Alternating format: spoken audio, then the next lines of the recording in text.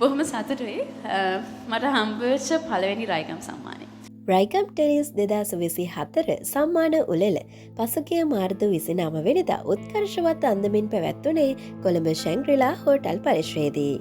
ටෙලිනාට්‍ය ශ්‍රේෂ්ත්‍රය තුළ අපේ ආදරය කරන කලාතරුවලට රංගන ශිල්පී ශිල්පිනියන්ට සම්මානයෙන් මෙවන් ඇගේීමකට ලක්කිරීම ඇත්තටම වටින දෙයක්. සම්මාන උළෙල අවසන් වෙනවත් එක්කම අපේ ආදරය කරන කලාතරු බොහෝමයක් දෙනා විවිධ අංශවලින් සම්මාන දිනාගෙන තිබුණා. සම්මාන උළෙල සම්බන්ධව ප්‍රේක්ෂකයන් හොඳ වගේම බෑඩ් කමෙන්ට්සුත් පළ කරලා තියෙනවා අපේ සමාජ මාධ්‍යයන් තුළ දැක්කා.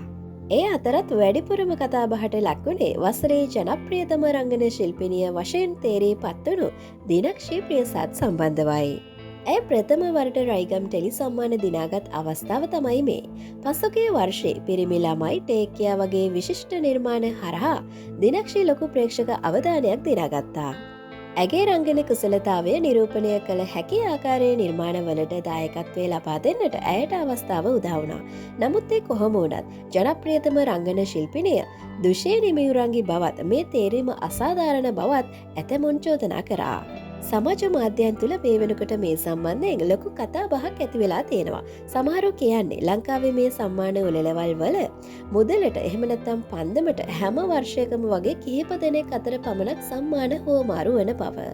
ඉතින් මෙන්න මේ හේතුව හින්දා කලා ශ්‍රේෂ්ඨිය තුළ නවකයින්ට අවස්ථාවක් ලැබෙන්නේ නැහැ කියලා තමයි සමහරු කියන්නේ. රන්දික ගුණතිලක කුසල් මදුරංග වගේ නවක කලාකරුවන් පසුගිය වර්ෂවල නිර්මාණ තුලින් ප්‍රවීණයන්ටත් වඩා දක්ෂකම් නිරූපණය කළත් ඔවුන්ට අවස්ථාවක් ලැබුණේ නැහැ කියලා ගොඩක් අය චෝදනා කරලා තිබුණා. ඉතින් ඒ කොහොම වුණත් වසරේ විශිෂ්ටතම ටෙලිනාට්‍ය නිලිය සඳහා වූ සම්මානය හැමෝම බලාපොරොත්තු වුණු විදිහටම වියලි ටෙලිනාට්‍ය වෙනුවෙන් තරින්දි ප්‍රනාන්දු ලබා ගැනීම ගැන ගොඩක් අය සන්තෝෂ වුණා. ඉතින් ඔයා හිතන විදිහට වසරේ ජනප්‍රියතම ටෙලිනාට්‍ය රංගන ශිල්පිනියට දිනක්ෂී ප්‍රියසාද් තේරී පත්වීම සුදුසුයිද? එහෙමත් නැත්නම් ඒ තැන ලැබිය යුත්තේ දුෂේරිටද? සම්මාන ලබාගත් සියලුම කලාකරුවන්ට කලාකාරිනියන්ට සුබපතන අතර ඔයාගේ අදහසත් යටින් කමෙන්ට් එකක් දාගෙන යන්න. ඒ වගේම අපේ YouTube channel එකත් subscribe කරලා තියාගන්න.